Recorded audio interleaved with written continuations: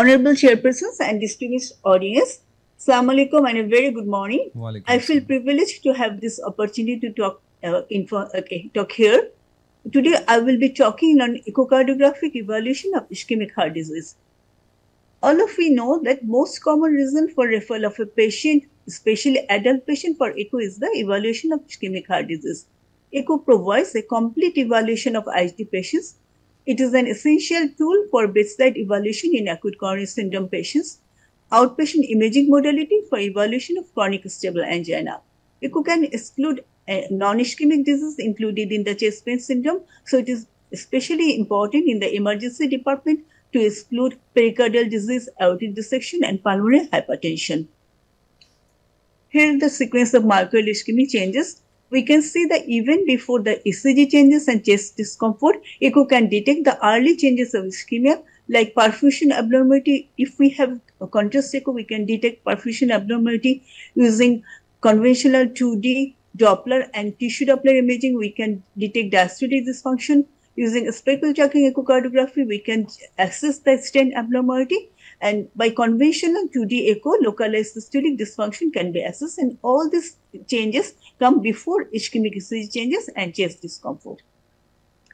In acute ischemia, echo can assess regional segmental myocardial function, global ventricular systolic function, diastolic function, and valvular function.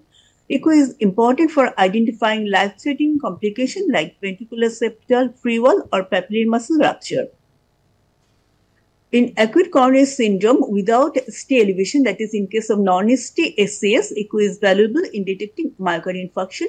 Classic findings include regional wall motion abnormalities. The studies show that the combined approach using troponin and echo has high accuracy in detecting acute coronary syndrome without ST elevation, with sensitivity and specificity over 90%. Stent imaging can be a helpful bedside adjunct to conventional investigation for detecting severe coronary artery disease in patients with non-ST SCS. Here I want to share one of our study in which we use 3D speckle tracking echocardiography for identification of significant coronary artery disease in patients with non-ST segment elevation acute coronary syndrome. In that study, 3D ST derived global peak systolic longitudinal stent with a cutoff value of -13.5% showed good sensitivity and specificity for identification of significant coronary artery stenosis. Here is an example of echoes. We can see that the multi-slice 3D view show no regional wall motion abnormality.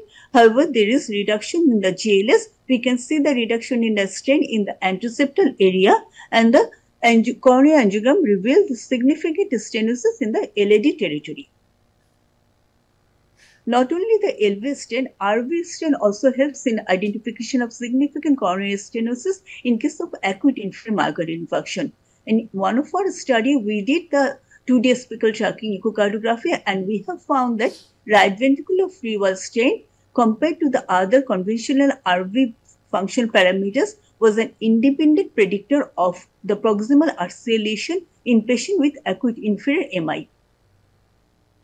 So, echo can readily assess the complication following acute MI. Here we can say the LV apical aneurysm detected easily by echocardiography, LV apical thrombus, apical septal rupture clearly seen by echocardiography. From this view, we can see whether this ventricular septal rupture can be closed by device or whether there is a surgery is needed. In this case, there is surgery is the ideal method, as there is no place to set a device here.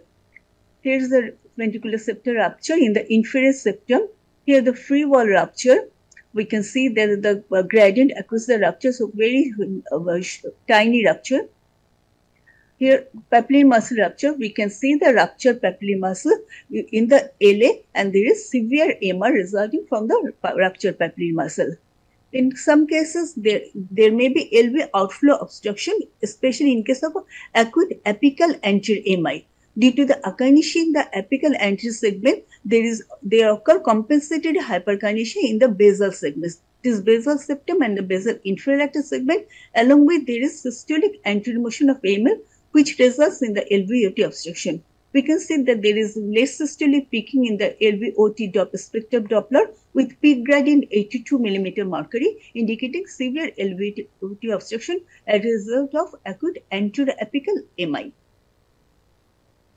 Half of the acute inferior MI are complicated with right ventricular infarction, and features of RV infarction includes the dilated RV. We can see here on the right that their RV free wall contraction is reduced, RV is dilated, and the RVEF and RV fractional area change is reduced. Here we can see the reduced step state, reduced tricuspid annular systolic motion, reduced fractional area changes, and reduction in both free wall and lobar RV strain. So echocardiography is also important in and plays an important role in stable coronary artery disease. It can show a focal wall motion abnormality indicating coronary artery disease. Particular attention should be given to endocardial thickening. Addition of contrast improves accuracy and inter-observer validity in the assessment of regional motion. The 17-segment model proposed by ASC should be used to describe the location of wall motion abnormality. Here is the ASC proposed 17-segment wall motion and the coronary artery territory. I'm not going through detail. For regional wall motion analysis, both qualitative and quantitative methods are available. Qualitative we use in everyday echo lab, that is eyeball assessment where there is presence of a scar or any aneurysm. And semi-quantitative, to write the report, we use the wall motion score or score index. Quantitative, more advanced strain, it is by 2D apical tracking and by Doppler tissue imaging. 2D apical tracking is the most validated as it is angle independent or more advanced technique. For everyday echo lab, we use the numerical scoring system for regional wall motion. For normokinesis, that is normal conductivity, where there is increase in free wall systolic thickness greater than 40 to 50%, hypokinesis and increased systolic wall thickness less than 40%, akinesis almost absence of systolic thickening, that is less than 8% of systolic thickening, dyskinesis outer movement of wall during systole with associated systolic wall thinning, and aneurysmal dilatation and outer movement wall during systole with associated systolic wall thinning and diastolic deformation. Here, the way we evaluate the wall motion, we can see that in parasternal longicis that there is akinesia in the mid anteroseptal area. In the parasternal shortices at the level of mitral valve, we can see that the basal anteroseptum is almost akinetic and basal anterior is hypokinetic. Here the mid shortices view showing the akinesia in the mid anteroseptum and mid anterior, and apical shortices akinesia in the apical septum and apical anterior area. 4-chamber view showing the akinesia in the apical septum and apex, and 2-chamber view showing the akinesia mid to apical anterior and the apical true apex. So this is the way in everyday echo lab we evaluate the wall motion, and it should be evaluated like this. So the most important thing in case of in evaluation of ischemic heart disease is the measurement of ejection fraction, because every clinician want to know what's the ejection fraction of a patient with IHD. And LV is the prognostic marker in case of coronary artery disease. It is actually the percentage of the left ventricular end-diastolic volume that is ejected with systole, that is the ratio of stroke volume to end-diastolic volume, and is determined by eyeballing from 2D echo by the experienced echocardiographer, but more objectively and more accurately should be measured by Simpson's biplane method using 2D image, and more accurately from 3D echocardiogram.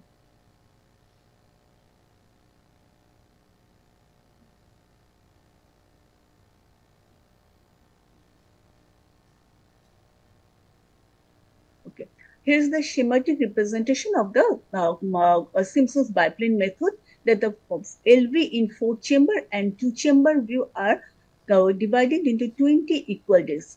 What we do actually in our echo lab, we trace the LV 4-chamber in end-diastole and in systole, and then also trace the LV 2-chamber in end-diastole and in systole. Then the inbuilt software automatically calculates the end-diastolic volume and end-systolic volume and gives the ejection fraction.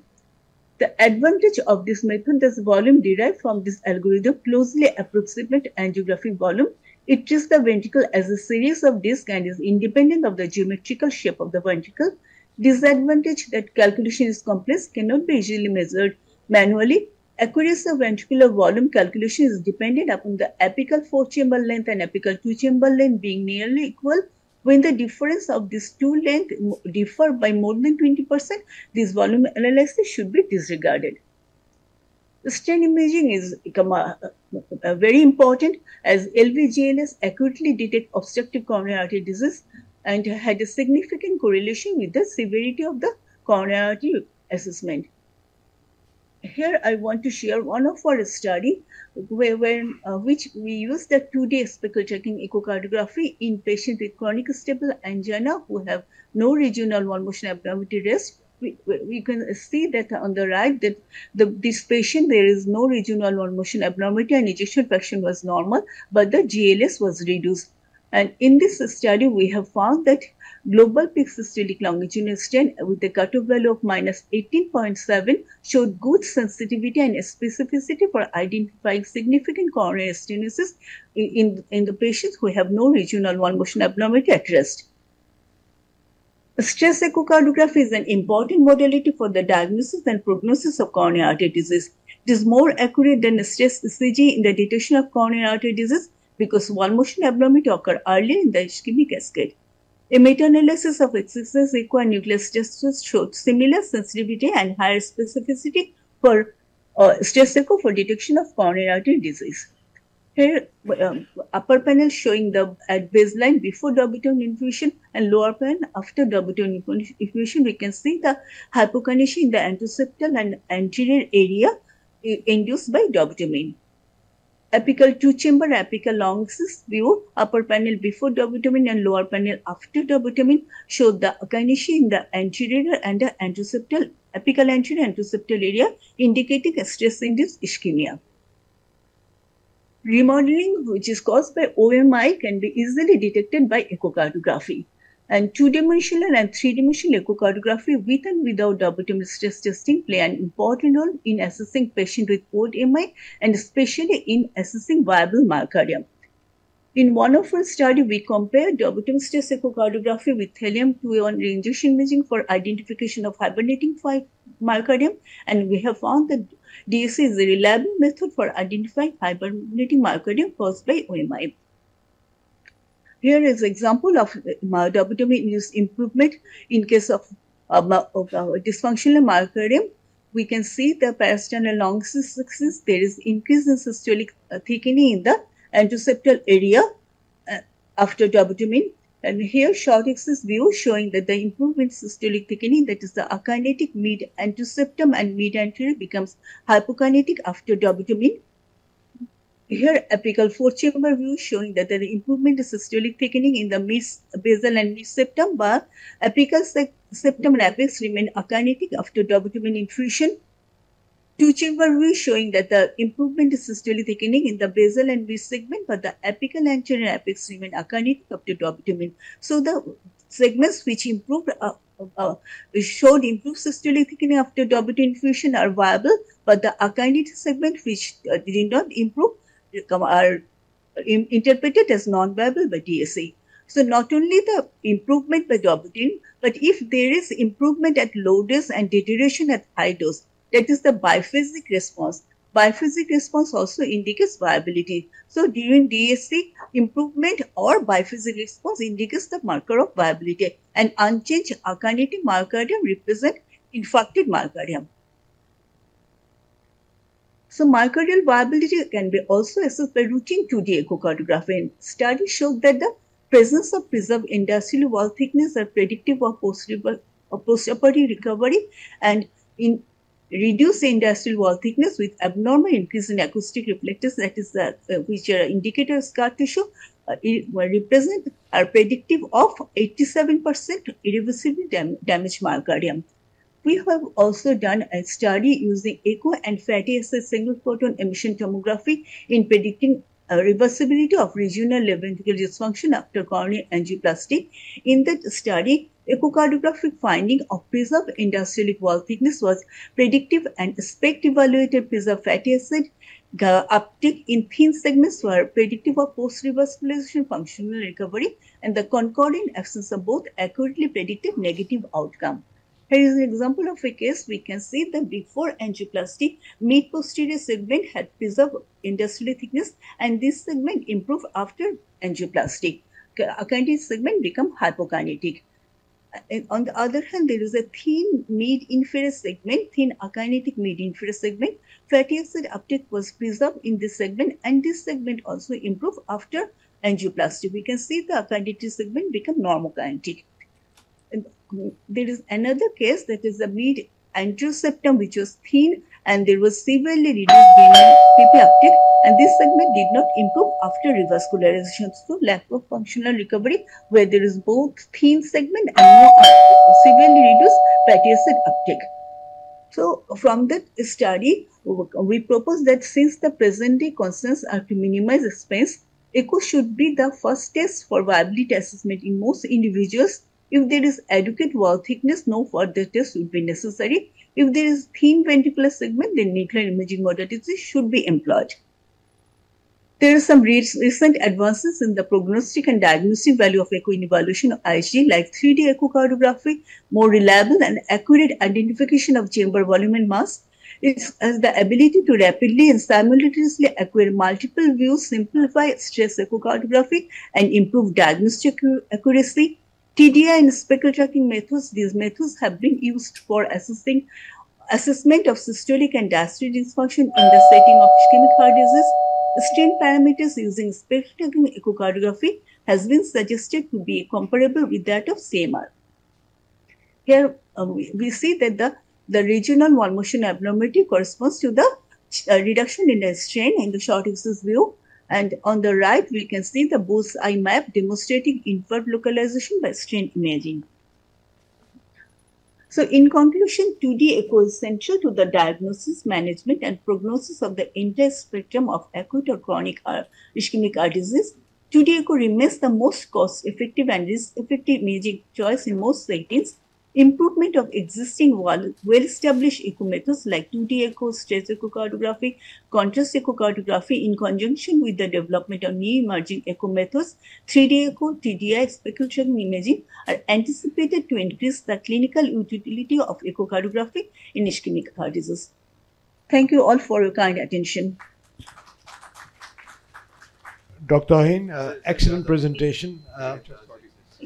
Have you done any study where we can equate the echo changes with the trop changes when the trop becomes positive, like 1 hour, 2 hour?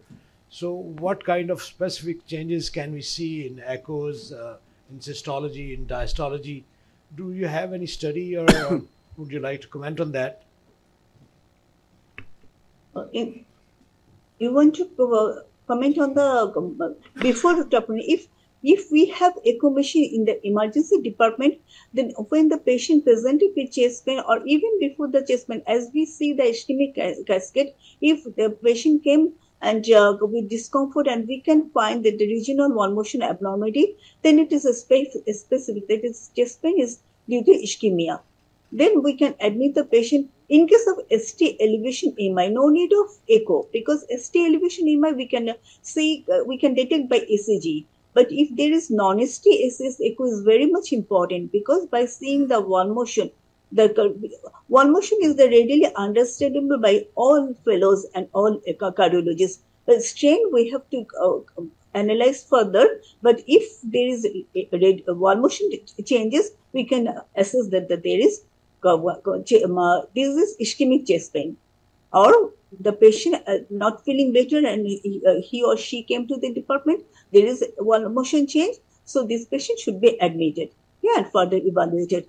And diastolic function, by using the conventional Doppler and TDI, if there is diastolic dysfunction grade 2 or grade 3, if there is EDP is higher, so we should admit the patient to our hospital. Thank you.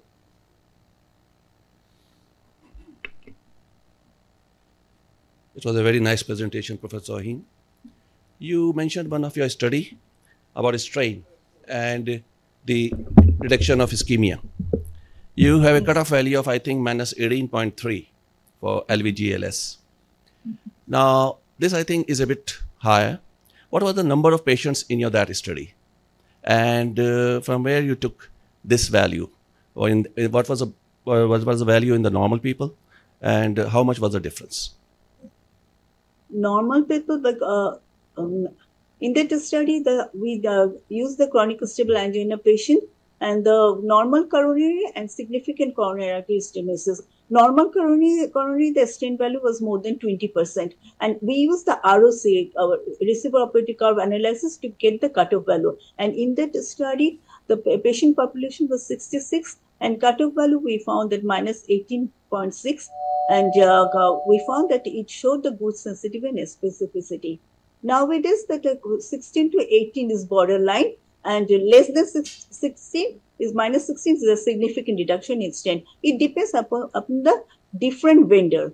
So, different covariate and different vendor, the stent value of minus 16 is nowadays considered a significant reduction, but 16 to 18 is borderline. But in our study, we found that we have normal coronary, have a stent value more than 20%, and the ROC determined that the cutoff value minus 18.7 showed good sensitivity and specificity for identifying significant coronary artery disease. You see, this is in case of chronic stable angina. But in another study in non-ST-ACS, we found the 3D derived parameter, that is the stent value minus 13 was a good cutoff value. So it differs among the procedure and the vendor. I think the number of patients were not many, 66 just. The study was done in very early. You see, it was in the 2018. 2018, yeah. Yes, yes, sir. Okay. Time for the movie. Okay.